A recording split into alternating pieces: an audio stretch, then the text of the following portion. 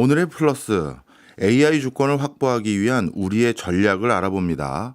하정우 바른과학기술 사회실현을 위한 국민연합 공동대표 모셨습니다. 어서 오세요. 안녕하십니까. 이야, 대표님 직함이 깁니다. 이 시민단체 이름이 예. 과하게 기네요. 아, 그렇군요. 자, 대표님 대선을 앞두고 각 후보들이 AI 관련 공약 내놓고 있더라고요. 우리 대표님이 보시기엔 공약 어떻게 보셨습니까?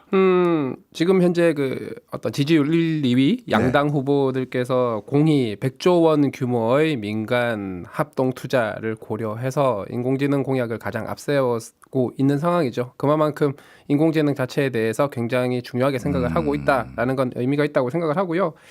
사실 이게 조기 대선이고 탄핵에 의한 준비하지 못했던 상황에서의 어떤 그 공약이다 보니까 구체성이 부족한 부분은 어쩔 수 없을 것 같고요.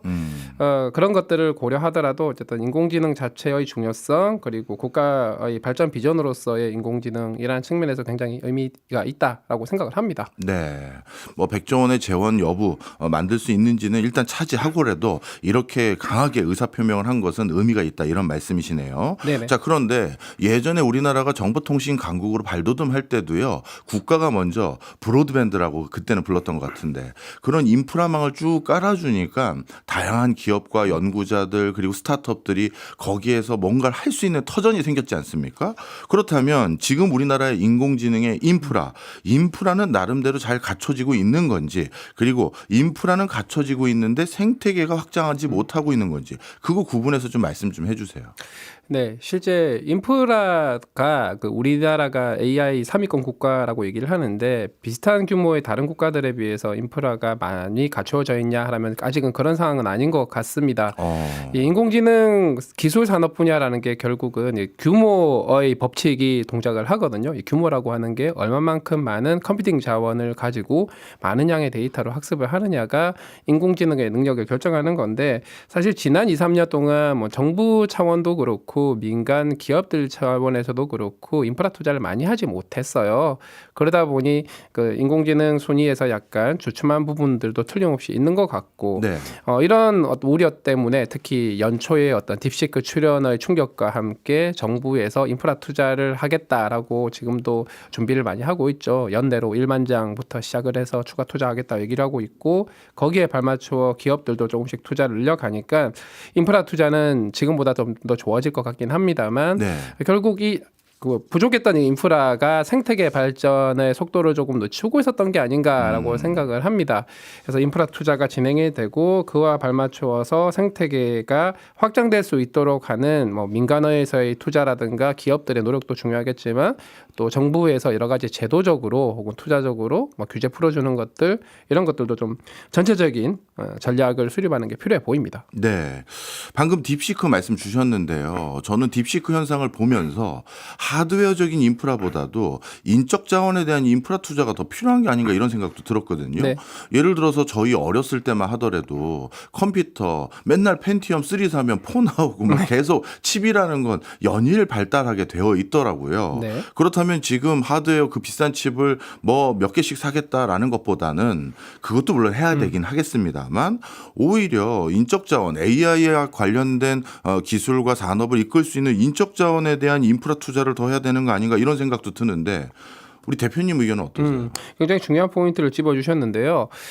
국내에 보면은 꽤 거의 4, 5년 전부터 인공지능 대학원 중심으로 해서 여러 가지 인공지능 인적 자원, 고급 인적 자원을 이렇게 양성하기 위한 정책들이 많이 진행이 되긴 했습니다만 사실 이 똑똑한 인재들이 개별로 보면 굉장히 능력이 있습니다만 이 인적 자원을 양성을 하기 위해서 필요한 게 사실은 인프라였던 거예요.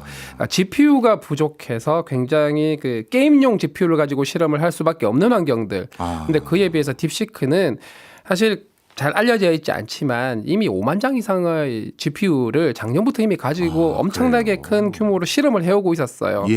그런 인프라 환경에서 인재들이 도전적인 것들, 실패해도 되는 것들을 막 해보면서 혁신적인 기법들을 만들어내고 그 자체가 경험이 돼서 인재 양성이 될 수 있는데 우리나라는 그런 환경이었냐? 그게 아니었던 거죠. 그래서 인재 양성이라는 것과 인프라는 사실은 다른 문제가 아니다. 이렇게 봐야 될 것 같습니다. 알겠습니다. 자, 그렇다면 지금까지 여러 가지 관점에 관점에서 우리나라가 가지고 있는 AI 인프라를 짚어주셨는데요. 인적 자원 측면뿐만 아니라 하드웨어적인 거, 또 규제도 잠깐 말씀 주셨잖아요. 네. 이런 것들을 다 종합했었을 때 우리나라의 인공지능 산업은 세계 무대에서 지금 얼마만큼 경쟁력을 확보한 상황입니까? 네. 아무래도 미국이 압도적인 1등이고요. 네. 보통 이런 순위를 매기는데 가장 공신력 있는 곳이 영국의 톨터스 미디어와 옥스퍼드 리서치가 함께 매년 여름쯤에 발표하는 순위가 있습니다. 네. 글로벌 AI 인덱스 랭킹. 미국을 이렇게 상대평가를 해서 100점을 두고 네. 항상 중국이 2등이었어요. 예. 중국이 점수가 50점, 60점 왔다 갔다 하는데 아마 올해 버전이 나올 때는 그 점수가 꽤 많이 올라갔을 것 같아요. 그리고 나면 이제 3, 4, 5, 6등이 쭉 나오는데 예. 3등이 싱가포르입니다. 예. 그리고 그 밑으로 영국 있고 그다음에 프랑스 있고 한국 있고 이렇게 줄줄이 있는데요.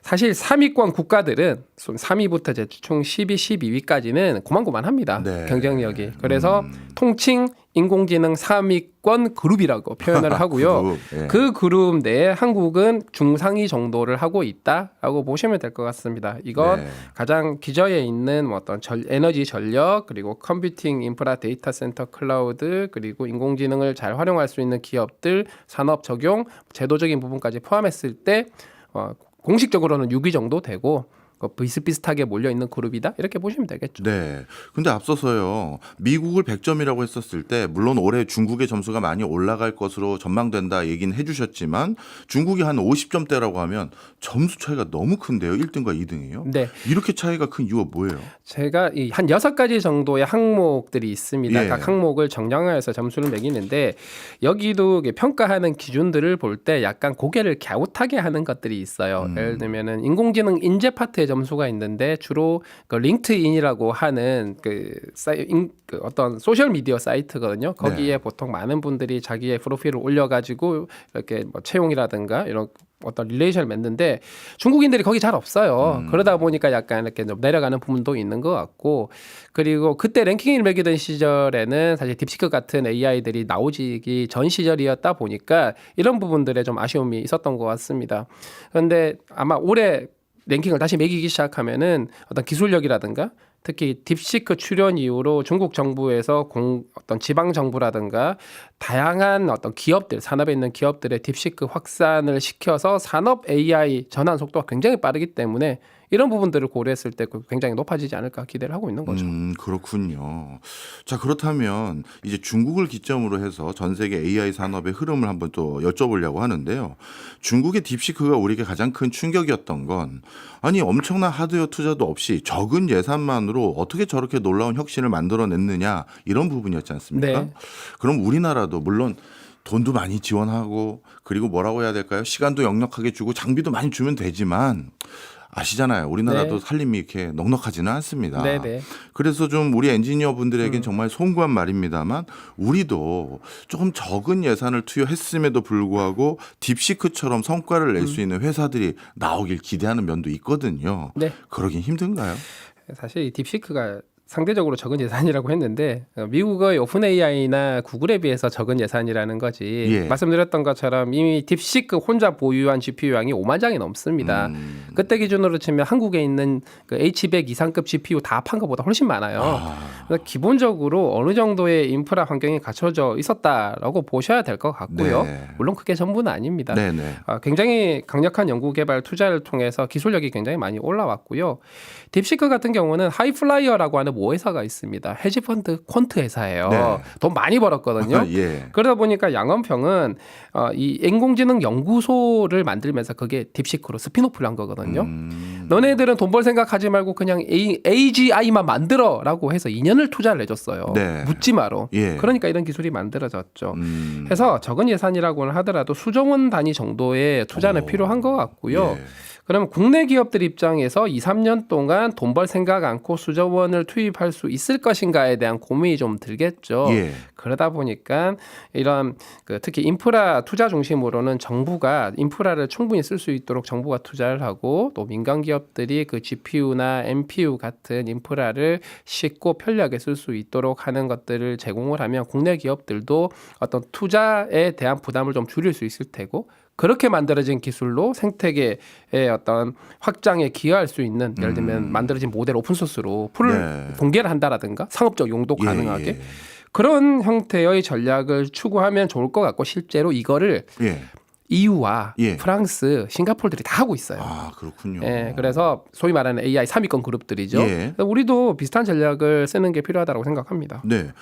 좀 의구심이 있네요. 우리나라 대선 후보들의 공약들을 보니까 전부 다 AI 중요한 것은 다 알고들 있던데 그렇다면 왜 이렇게 우리는 고성능 컴퓨팅 그 칩이라고 하겠습니다. 이 GPU를 확보하지 못했던 거예요. 네, 교수님 너무나 잘 아시겠지만 그 기업 단위에서 보면 캐펙스 투자라고 하는 게 그 비용 관점에서 굉장히 부담스럽긴 하거든요. 예. 특히 GPU라고 하는 장비는 매우 비싼 장비고 또 인공지능이 비즈니스적으로 어떤 수익을 만들 수 있을 정도의 킬러 애플리케이션이 나왔냐라고 하면은 아직까지 그런 사례가 좀 부족한 것도 사실이고 그래서 기업 단위로 대규모 투자를 하기에는 부담스러웠던 것 같아요. 예. 물론 빅테크의 CEO들은 과소 투자가 과잉 투자보다 위험하다라는 철학을 가지고 막 하고 있는데 그거는 미국의 빅테크니까 가능한 것 같고요. 예. 그래서 우리나라 같은 경우는 이 부분의 투자에 있어서 좀 부담스러움이 있었던 것 같다라고 생각을 하는데 딥시크 출현 이후로 좀 바뀐 것 같아요. 예. 우리도 할 수 있겠다라는 생각을 한 것 같고 그래서 정부에서도 아직까지 구체적으로 어느 분야를 중점적으로 인공지능 측면에서 지원할 것인가는 전문가들이 좀 모여서 합의가 필요하긴 하지만 어느 분야를 지원하든 상관없이 부족한 인프라는 해결을 해야 되다 보니까 인프라 투자에 대해서 강력하게 말씀을 주신다고 생각합니다. 네. 기업 입장에서는 그럴 수 있을 것 같은데 정부가 이럴 때마다 우리나라는 국가 R&D 규모도 상당 규모가 되는 나라인데 이런 범용 기술 확보에 대해서는 국가가 나서면서 이런 비싼 GPU 칩을 많이 사서 인프라를 확충해 준 적도 있잖아요. 그래서 쓰고 싶은 사람 와서 일부 사용해라. 이번에는 그런 시도도 없었던 것 같아서. 네, 그래서 지금 정부에서 준비하고 있는 것들이 GPU를 일단 올해 말까지 1만 장을 도입을 해서 말씀하셨던 것처럼 비슷한 어떤 그 실제 수요처 AI 스타트업이 될 수도 있고 학교 연구실이 대학교 연구실이 될 수도 있죠. 이런 쪽에 지원을 하겠다라는 사업이 진행이 되고 있긴 하고요. 네. 또 좀 더 큰 규모로 AI 컴퓨팅 데이터 센터 사업이 또 나와 있는 상황이긴 해요. 근데 문제는 항상 악마는 디테일에 있습니다. 예. 이 디테일을 어떻게 설계하느냐가 굉장히 중요하겠죠. 네. 그리고 조금 더 욕심을 내자면요. 우리 엔비디아를 비롯해서 AI와 관련된 반도체 칩을 설계하는 회사들 입장에서는 대만 아니면 한국 말고는 이런 거 만들어줄 데 없다. 이렇게 할 정도로 우리나라가 반도체 칩을 만들 수 있는 제조 역량은 높은 국가인데 우리나라에서 인공지능 연구하고 개발하는 데 필요한 GPU 개발 우리나라 S사나 또 다른 S사 이런 데서 직접 만들 수 있는 수준까지는 제가 너무 큰 욕심인가요? 그 엔비디아라고 하는 회사도 사실 칩을 직접 생산하는 건 아니고요. 예. 소위 말하는 팹리스지 않습니까? 예. 설계까지 딱 하면 그 설계된 반도체를 TSMC라든가 이런 파운드리에서 실제로 공정에서 만들어주는 구조죠. 근데 이 GPU라고 하는 어떤 지금 현재의 생성형 AI를 학습을 하고 그리고 잘 학습된 AI를 서비스에 적용을 해서 운영하는 반도체를 만드는 게 굉장히 어렵습니다. 근데 우리는 이 학습 과정과 다 학습된 AI를 서비스에 적용하는 이 인퍼런스라고 하는 과정, 네. 추론이라고 하죠. 이 과정을 좀 분리를 해야 되는데요. 예. 이 학습 과정에서 사용되는 AI 반도체는 엔비디아 GPU를 넘을 수 있는 게 없을 정도로 격차가 굉장히 큽니다. 예. 그런데 이제 서비스에 적용하는 과정, 말씀드린 인퍼런스 과정과 얘기가 조금 다른 게 실제적으로 이 어떤 학습을 위해서는 계산을 엄청 열심히 하는 좀 비유를 하겠습니다. 공장이 있는데 물건을 열심히 만드는 과정이 있고 그다음에 다 만들어진 물건을 유통을 하는 과정이 있잖아요. 예. 이 학습은 물건 만드는 과정을 엄청 잘해야 되고요. 서비스에 적용할 때는 빨리빨리 배송을 하는 거를 되게 잘해야 되는데 엔비디아 GPU도 배송하는 거는 약간의 약점이 있습니다. 그래서 국내에 있는 많은 AI NPU라고 하죠. 예. AI 반도체 설계 기업들이 이런 학습하는 거는 너무 격차가 큰데 이 인퍼런스 즉 서비스에 적용하는 네. 배송 과정에서는 뭐 에너지 효율이라든가 가격 경쟁력이라든가 그런 쪽에서의 경쟁력을 찾아서 좀 많이 진행을 하고 있다 이렇게 보시면 될 것 같고요. 이게 중요한 건 결국은 인공지능 반도체라고 하는 게 인공지능 학습을 하는 데 있어서 가장 기저가 되는 어떤 공급망이 되거든요. 예. 그렇기 때문에 특정 기업에 완전 종속되는 건 굉장히 위험성이 있어서 예. 이 부분을 해소하기 위한 약간 공급망 확대 측면에서 네. 국내의 어떤 그 AI 반도체 기업들을 이렇게 육성하는 건 필요하다 이렇게 말씀을 드리는 거죠. 네. 학습에 있어서는 지금까지는 엔비디아가 가장 뛰어난 칩을 만들고 있다 말씀을 주셨는데요. 근데 일각에서 또 이런 지적도 있더라고요. 엔비디아가 언제부터 AI를 위해서 그 칩을 만든 거냐. 그게 아니고 본인들은 말 그대로 그래픽 카드였는데 그걸 AI와 관련된 학자들이 또 연구자들이 그걸 AI 학습에 활용할 수 있는 방법론을 거꾸로 알려준 격이 아니냐. 네. 그래서 학습을 위한 진짜 AI 학습을 위한 완전히 다른 아키텍처를 가진 칩이 또 나오지 않겠느냐, 또 나와야 되는 거 아니냐 이런 지적도 있는데 네. 거기에 대해서는 어떻게 생각하세요? 네, 굉장히 오랜만에 듣는 고난이도 아주 고급진 질문이신데요. 고맙습니다. 자, 실제적으로 말씀하신 게 맞습니다. 엔비디아는 그냥 게임용 GPU를 만들었고 그래픽 처리를 잘하기 위한 반도체를 만들었던 거죠. 계산을 예. 용이하게 하기 위한. 그런데 인공지능 연구하시는 분들의 인공지능을 구현하는 방법들이 되게 다양했는데 네. 지금 널리 쓰이는 뭐 딥러닝이라고 하는 이 생성형 AI 기법들은 그냥 행렬 곱하기 수학 시간에 배운 그 행렬 곱하기 행렬만 엄청 잘하면 되는 연산입니다. 예. 인공지능 학습 과정이라고 하는 게. 근데 이 게임 컴퓨터 그래픽 연산이 딱 행렬 곱하기 행렬이에요. 예. 그러다 보니까 우연치 않게 현재 인공지능 학습 그리고 서비스 적용에 딱 맞아 떨어졌던 거고 그러면서 엔비디아는 아주 어찌 보면 운이 좋게 진행이 된 거긴 하지만 반대로 보면 그동안의 행렬 곱하기 행렬을 정말 최적화할 수 있도록 기술 축적을 해왔던 부분이 있는 것 같고요. 네. 그럼 행렬 곱하기 행렬이 아닌 형태의 새로운 알고리즘이 나올 것인가? 네. 이거는 나올 수도 있고 안 나올 수도 있죠. 근데 당분간은 쉽지 않아 보인다라는 게 이제 우리 어떤 AI 연구계의 어떤 입장인 거죠. 아, 그렇군요. 그렇다면 당분간은 엔비디아를 주도로 한 AI 학습 시장은 이미 이제 어떻게 보면 선점이 된 거고 네. 우리는 그걸 서비스단에서 할 수 있는 영역에서 우리가 또 할 수 있는 것들을 찾아가는 게 네. 좀 더 합리적인 선택이다 이렇게 봐야 될까요? 네, 그 실제로 엔비디아가 그럼 추론에는 안 좋은 게 아닙니다. 추론에서도 가장 좋긴 한데 예. 비싸고 비싸고. 전기를 많이 먹고 있으니 조금 더 가성비를 만들 수 있는 니치 마켓이 존재를 하고 네. 우리는 그 마켓을 한번 도전해 볼 만하다 이렇게 말씀을 드리는 거고요. 당분간 이런 생성형 AI의 기술 흐름을 봤을 때 이 흐름이 크게 흔들리기는 쉽지 않아 보인다. 뭐 이렇게 보는 거죠. 알겠습니다. 우리나라는 진짜 뭐라 할까요? 특출난 인재 그리고 또 그런 인재군들을 많이 육성해서 뭔가 빠르게 따라잡는데 아주 능숙한 국가라고 분류들을 합니다. 그런 관점에서 또 여쭤보면요. 지금 우리나라에 필요한 AI 인재 잘 만들어내고 있는 건지도 궁금하고요. 또 만들어낸 인재가 국내 산업과 국내 기업의 발달을 위해 일하고 있는지도 의구심이 많습니다. 하나씩 좀 여쭤볼게요. 저도 대학에 있습니다만 솔직히 우리 대학이 장기간 지속적인 투자를 못 해왔었고 또 지금 뭐라 할까요? 특정 학번대가 대학 교수로 너무 많이 재직하고 있는 뭐 학제가 뭐 네. 베이비부머 세대 때문에 그렇게 될 수밖에 없는 거니까 이건 누구 잘못이 네, 아니라요. 네. 그런 상황에서 그분들이 과연 AI를 가지고 학위를 한 적도 없고 AI 잘 모르는데 AI 인재를 육성하는 학과의 학과장을 하고 있다? 그것도 솔직히 저는 의구심이 있습니다. 지금 우리의 AI 인재 육성 프로세스 어떤 상황입니까? 사실 AI뿐만 아니라 모든 디지털 관련된 인재, 소프트웨어 관련된 인재가 부족하다고 얘기를 하고 있죠. 예. 사실 굉장히 좀 어려운 부분인 것 같고요.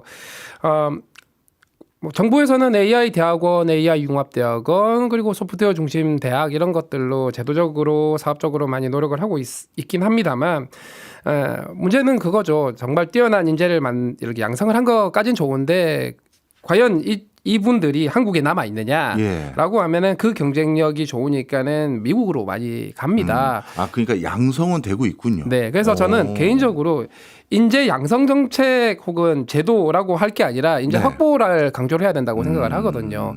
양성을 해도 다 나가면은 사실 의미가 없는 거다 그렇죠. 보니까 양성 더하기 그리고 우리 안에서 더 이렇게 머물러서 기여를 할 수 있도록 하는 유지 정책 그리고 해외에 있는 많은 인재들 이제 글로벌 시대 아니겠습니까? 나가는 사람이 있으면 들어오는 사람도 있어야 될 텐데 예. 그게 꼭 한국인일 필요는 없는 거예요. 그렇죠. 뛰어난 역량을 가진 인재들을 유인할 수 있는 정책을 다 한꺼번에 합하면 확보가 되는 거죠. 예. 그래서 우리의 정책은 확보라는 어떤 목표를 달성해야 된다 이렇게 보는 거죠. 네, 우리가 길러낸 인재도 우리나라에서 일할 수 있어야 되고 또 우리나라 인재가 아니더라도 기여할 수 있는 사람은 데려올 수 있는 유인책이 필요하다 네. 말씀 주셨는데 실제 업계에서는요. 외국에 취업했었을 때 AI 인재가 받는 급여 수준과 국내에서 줄 수 있는 수준 어느 정도 차이나 되나요? 거의 4-5배 이상 차이가 나고요. 야. 제가 실제 그것도 2년 전쯤에 그 연봉 계약서를 받아봤습니다. 되게 네. 친한 분이어서 그분은 그 글로벌 빅테크로 갔는데 예. 정말 다 5-6배 정도 차이가 나더라고요. 그러다 보니까 기본적으로 처우 차이도 있고 근데 이런 S급 인재라고 하는 분들은 뭐가 제일 중요하냐면 본인이 얼마만큼 꾸준히 잘 인공지능 전문가로 성장할 수 있느냐가 가장 중요하거든요. 네. 그걸 하려면 처우도 중요하지만 내 주위에 어떤 연구자들이 있어서 내가 이분들과 협업을 하면서 배울 수 있느냐가 굉장히 네. 중요하고 그리고 내가 연구에 집중할 수 있는 환경 당연히 GPU 같은 컴퓨팅 인프라도 중요합니다. 이런 것들을 다 고려했을 때 또 하나 더 있죠. 그러면 내가 창업을 하고 싶어요. 창업에서 내가 만든 창업한 기업이 성장할 수 있는 환경인가까지 고려하면 과연 우리나라가 거기에 적합한 환경인가 제대로 제공할 수 있는가 보면은 차이가 많이 날 수밖에 네. 없어요. 그러니 나가는 분들이 많을 수밖에 없는 상황인 네. 거죠. 반대로 유인을 하기에도 그게 잘 갖춰져 있지 않다 보니까 쉽지 않은 거고요. 네. 언제까지 애국시계 매매만 기대겠습니까? 그렇죠. 그렇다면 우리 대표님이 뭐 이후에 우리 다른 얘기도 나누겠습니다만 그분들에게 어떤 형태로 조금 뭐 보상이라고 해야 될까요? 지원을 해준다면 국내를 위해서 더 일할 수 있었다 네. 판단되는 부분이 있으셨을 거 아니겠습니까? 네. 뭐였을까요? 일단 단기적으로 바로 쓸 수 있는 정책이 병역특례입니다. 병역특례. 실제 그 병역 인구수가 줄어들면서 병역특례 TO도 줄어들고 있고 예. 그리고 최근 바뀐 병역법에 따르면 국내에서 3년 동안 특히 전문 연구 요원이라고 하죠. 이제 박사과정 학생들이 3년 동안 근무를 하고 나면 플러스 1을 예. 국내에서 포스닥 과정을 하거나 박사후 과정을 하거나 혹은 국내의 중소기업에 1년 동안 기여를 해야 합니다. 예. 근데 문제는 이거예요. 국내에 있는 연구하기에 되게 좋은 연구소는 TO가 굉장히 제한이 되어 있고 예. 정말 죄송한 말씀입니다만 중소기업들은 연구에 집중할 수 있는 환경이 아니죠. 그렇겠죠. 그래서 이분들이 어떤 선택을 하냐면 그냥 해외로 나가버립니다. 아. 그러니까 3+1을 아예 하질 않아요. 예. 그리고 해외에 나가서 안 돌아오죠. 병역 문제가 해결되기 전까지. 그래서 이런 부분들을 해결을 하려면 이 플러스 1에 해당하는 영역이나 혹은 3년을 하는 것도 인공지능 원천 기술 혹은 응용 기술 연구 개발에 집중할 수 있는 환경이 잘 갖춰진 대기업에도 TO를 열어야 된다는 거예요. 원래 열려 있다가 닫혔거든요. 예. 그리고 이런 채용 TO 자체를 기존에 있는 거를 배분하는 게 아니라 더 많이 확대를 해야 된다고 생각을 합니다. 네. 지금 우크라이나 러시아 전쟁 보면은 머리 싸움 하는 거 아니지 않습니까? 그렇죠. 이런 현실도 좀 파악을 해야 될 것 같고요. 다음에 중장기 정책으로 보면 결국은 이 인공지능 인재들이 정말 그 존경받는 어떤 사회가 되는 게 굉장히 중요합니다. 예. 그렇게 되게 하기 위해서 풀어야 될 것들이 뭐 처우도 있고 창업 환경 개선하는 것들도 있고 굉장히 긴 시간을 가지고 풀어나가야 되는 것들이죠. 그 중에 하나는 저는 이게 처우 차이를 해결할 수 있는 방법으로 지금 보면은 들어오겠다고 하는 분이 있으면 회사랑 학교가 같이 경쟁을 하고 있거든요. 예. 그러지 말자는 겁니다. 어. 양쪽 소속 동시에 양쪽 소속을 동시에 하게 하고 월급을 양쪽에서 받게 하고 예. 거기에서 만들어진 의미 있는 결과 연구 주제가 있으면 정부에서도 지원을 해서 매칭을 하게 하는 거예요. 네. 그렇게 하면은 굉장히 의미 있는 연구도 진행을 하게 하면서 처우도 어느 정도 해결할 수 있을 것 같고 그리고 이분들이 정부에서 지원받은 게 있으니까 공공 영역에서도 기회를 하게 하는 거죠. 공공 대상으로 강연도 약간 숙제처럼 주고 연구 주제 자체를 공공의 난제를 해결하기 위한 인공지능 연구 기술 개발 쪽으로 좀 부탁을 하기도 하고 예. 뭐 이런 것들을 한다면 전반적인 어떤 문제들을 해결할 수 있는 솔루션이 될 수도 있다고 생각을 합니다. 아, 진짜 좋은 아이디어 많은데요. 네. 이런 것들이 좀 오늘 방송 이후로 대선 후보자들에게 네. 전달도 됐으면 하는 바람도 꼭 있습니다. 그랬으면 좋겠습니다. 예. 네. 아마 이런 우리 대표님의 노력들이 다 결실을 맺어서 우리가 궁극적으로 달성하고자 하는 목표는 소버린 AI 주권을 지키는 그런 어떤 국가가 되는 게 가장 궁극적인 목적 중에 하나라고 생각이 드는데요. 네. 뭐 대부분의 사람들이 어느 정도 인진하고 있을 텐입니다만 그럼에도 불구하고 소버린 AI, 네. 그러니까 AI 주권을 지키는 게 왜 중요한지 한 번 더 설명 좀 해주세요. 네, 인공지능이 비유되는 기술이 전기 뭐 이런 기술에 비유를 되죠. 인터넷, 예. 전기, 혹자들을 불에 비유를 하기도 합니다. 무슨 얘기냐면 사실상 모든 경제, 산업, 과학, 기술, 사회의 근간이 되는 게임 체인저이자 기저 기술이자 산업이라는 뜻이거든요. 즉 인공지능을 못하면 나머지 모든 것들의 경쟁력이 떨어지게 되고 예. 인공지능 기술에 대한 자주 통제권이 없으면 경제, 사회, 산업에 대한 전체적인 어떤 컨트롤 권한, 제어 권한이 넘어가게 된다는 뜻이기도 합니다. 반대로 보면. 왜 그렇게 되느냐. 인공지능을 썼을 때와 쓰지 않았을 때 생산성 차이가 너무 많이 나기 때문이죠. 네. 그래서 과연 우리가 인공지능에 대한 어떤 제어권, 통제권을 얼마만큼 가질 수 있느냐가 결국 소버린 AI라는 개념으로 연결되는 거고요. 네. 소버린 AI라고 하는 건 사실 이 인공지능의 전체 계층 구조에 대한 이해가 필요한데 예. 인공지능을 잘하기 위한 계층 구조는 첫 번째 가장 아래에는 전력이 있습니다. 전기죠. 그 위에 AI 반도체들 데이터 센터, 클라우드 그리고 뭐 챗GPT, 제미나이 같은 AI를 자국의 기술력으로 잘 만들 수 있는 역량 그리고 그런 AI가 있다고 할 때 AI가 도구로서 서비스로서 산업에서의 어떤 활용 소프트웨어로서 확산될 수 있는 이 전체가 다 중요하고 이런 예. 것들을 국내의 역량으로 만들 수 있는 이 역량을 우리는 소버린 AI라고 얘기를 하고요. 국내에 있는 데이터와 국내의 기술 역량으로 만들 수 있으니 당연히 그 나라의 문화라든가 역사라든가 지식이라든가 특수성 같은 것들을 잘 이해하게 만들 수 있는 거죠. 이해했습니다. 그런데 이제 산업을 보면요, 요즘 우리나라가 만들고 있는 자동차, 조선, 그 다음에 휴대폰 어느 하나도 A부터 Z까지 우리나라가 가지고 있는 모든 독자적인 기술과 자원만 가지고 하는 건 하나도 없잖아요. 그럼 방금 말씀 주신 소버린 AI에서 우리나라가 로데이터에 해당되는 부분부터 그걸 가공하는 반도체 칩부터 모든 영역에서 다 우리가 할 수는 없을 것 같은데 네, 맞습니다. 이것만큼은 지켜야 된다라고 하면 뭘 꼽으세요? 그래서 반드시 지켜야 되는 것들이 소위 말하는 전력은 당연한 것 같고요. 전력 위에서 도는 클라우드와 AI 만드는 기술들과 데이터가 사실은 한 몸이거든요. 그래서 이런 것들을 지켜야 되고 지금 우리나라의 역량을 보면은 GPU 있지 않습니까? 예.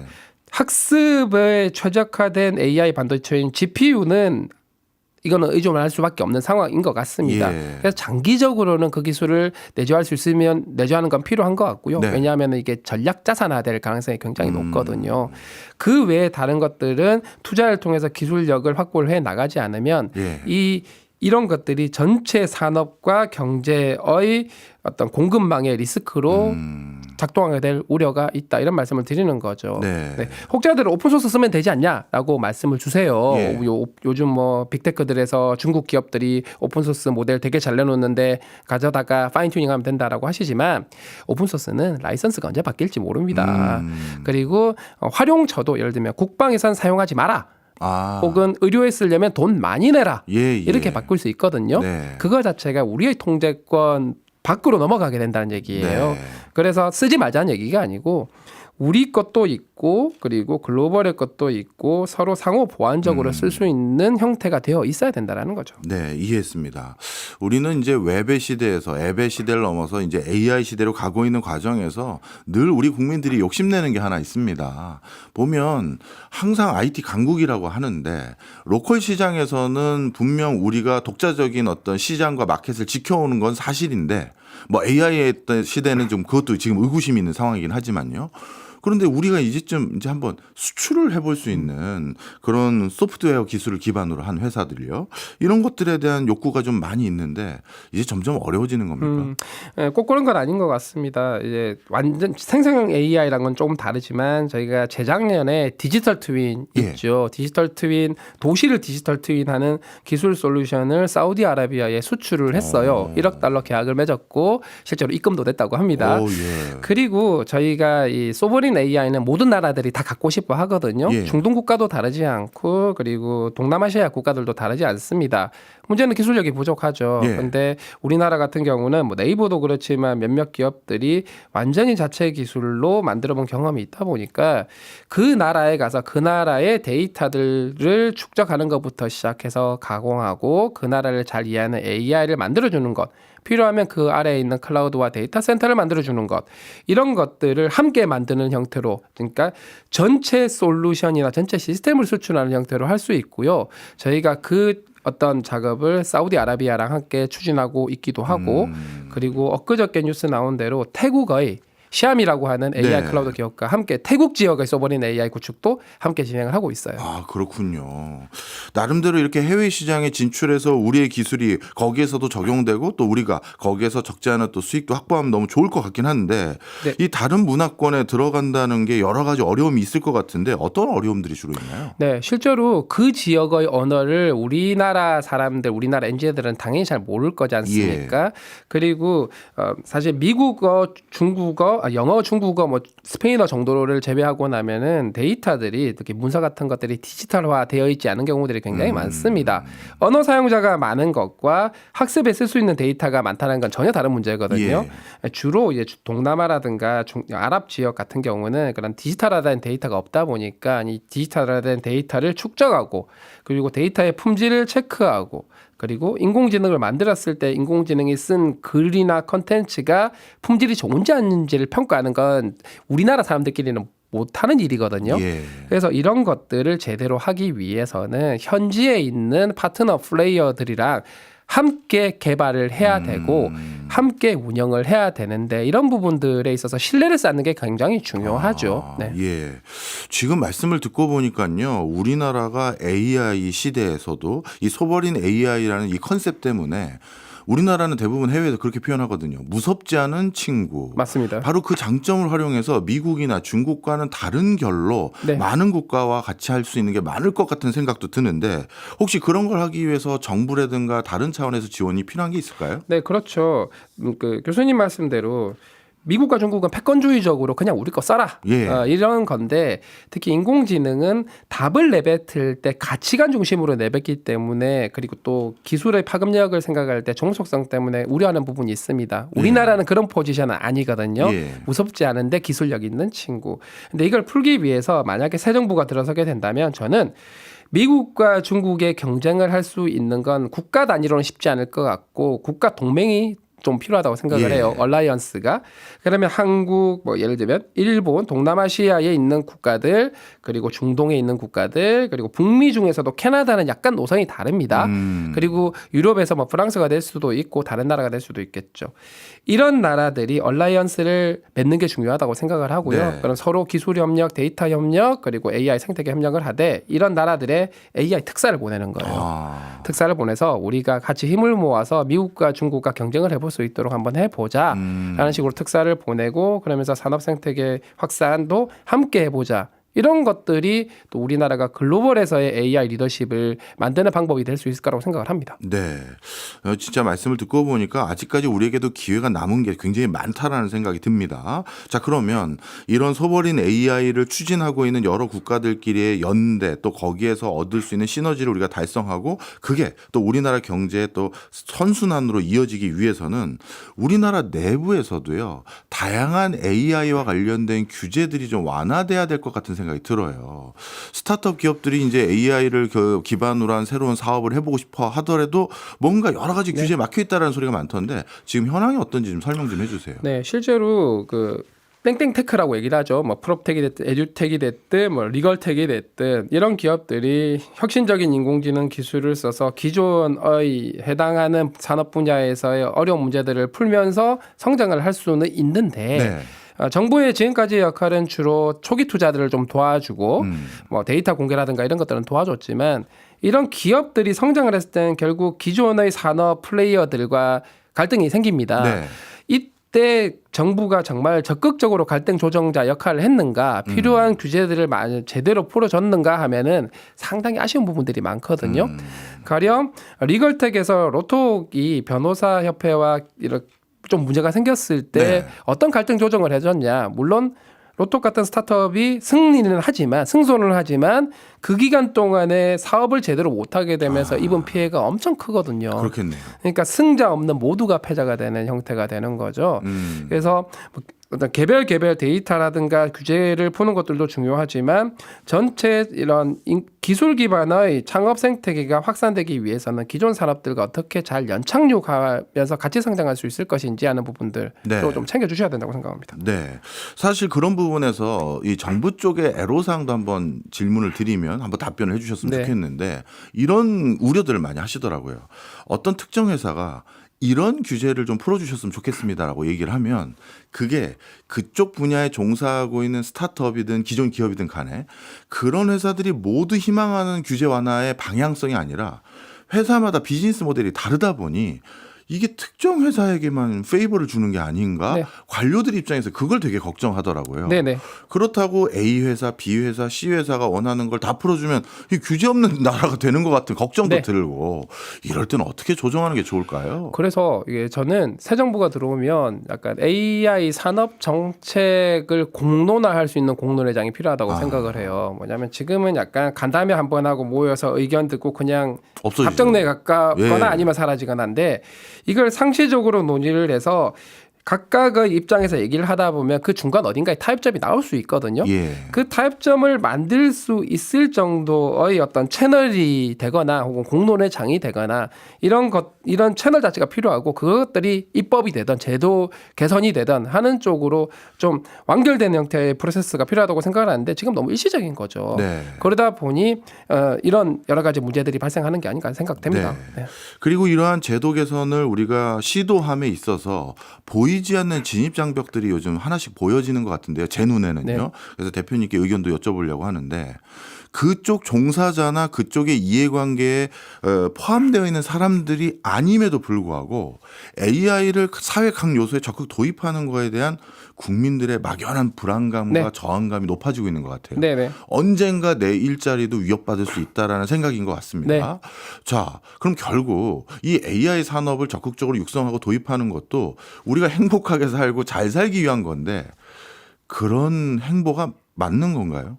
실제로 딱 말씀 주신 부분이 굉장히 큰 문제인 것 같습니다. 예. 인공지능이라고 하는 기술은 유사 이래 최초로 사람이 아닌 지능체가 만들어진 거다 보니 예. 어떤 형태로 얼마만큼 크게 사회에 영향을 줄지 아직까지 예측이 쉽지 않거든요.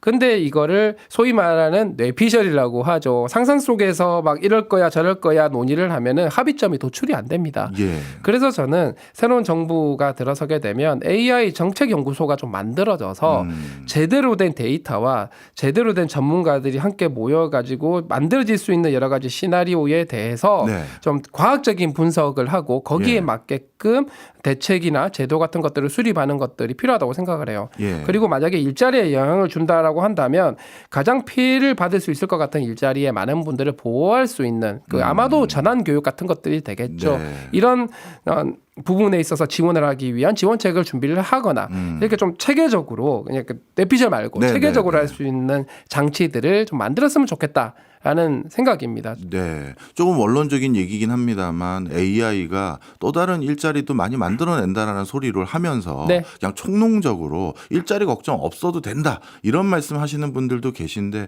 거기에 대해서는 어떤 입장이세요? 실제로 많은 기술들이 그런 과정을 거쳐왔죠. 산업혁명 시대 때 뭐 방직 기술, 그다음에 전기, 그리고 인터넷, 뭐 PC, 그리고 자동차의 등장도 마찬가지고요. 어떤 일자리가 새로 생길 거냐를 지금 정확하게 예측하는 건 힘들지만 예. 늘 그래왔듯이 새로운 형태의 일자리가 생길 가능성은 있고 예. 저는 그것만큼 중요한 게 기존 일자리 중에 사라지는 일자리가 있을 수는 있는데 일하는 방식들이 굉장히 많이 바뀌어갈 것 같아요. 그렇죠.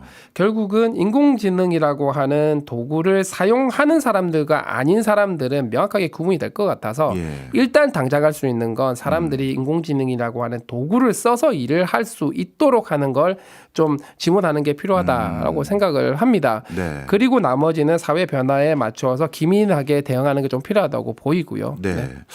마지막으로 좀 다른 관점에서 하드웨어적인 거 질문하고 마무리하겠습니다. 네.